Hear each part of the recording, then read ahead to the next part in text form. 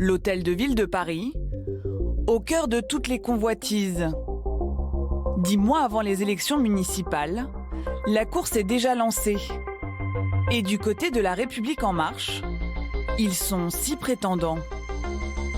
Parmi eux, une seule femme, Anne Le Breton, élue du 4e arrondissement de Paris. Je ne suis pas quelqu'un de naïf et je sais très bien que je suis beaucoup moins connue que mes concurrents.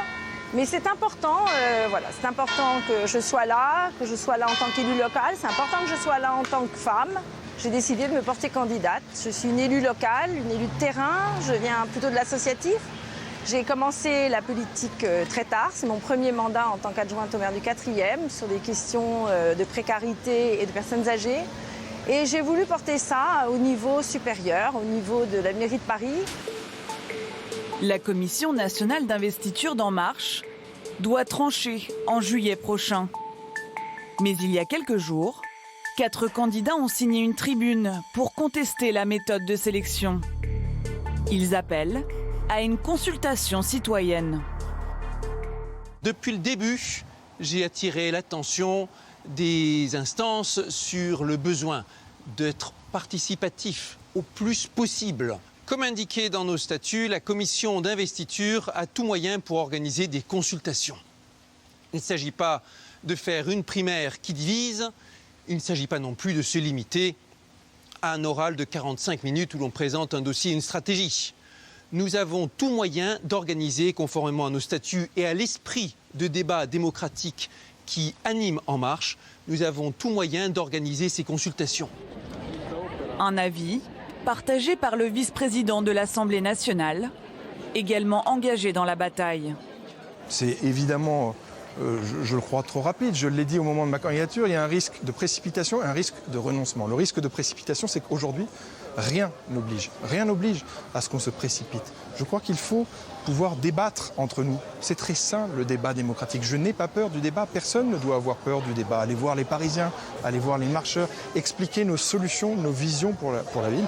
Moi, je souhaite aujourd'hui me consacrer à ça. Vous savez, si Emmanuel Macron avait dû se soumettre à une procédure d'un parti politique, il ne serait aujourd'hui pas président de la République et je serais le premier à le regretter. Donc je crois qu'il faut qu'on puisse laisser le temps, justement parce que nous sommes en marche, de faire vivre cette promesse de faire différemment. Il ne faut pas se dire respectons les règles, parce que parfois on peut respecter les règles et foncer contre un mur. Ou alors on peut se dire comment on peut être certain de gagner en réunissant. Moi je crois fort à une commission nationale d'investiture qui prend le temps de rencontrer des experts, de demander beaucoup de données sur la vie des Parisiens, d'analyser les propositions de chacun des candidats et l'incarnation potentielle de chacun de ceux-là. On ne peut pas décider en 24 heures, on ne peut pas décider en 45 minutes. Ce qu'on propose, c'est que cette même commission, elle s'appuie sur quelque chose qui est plus grand qu'elle.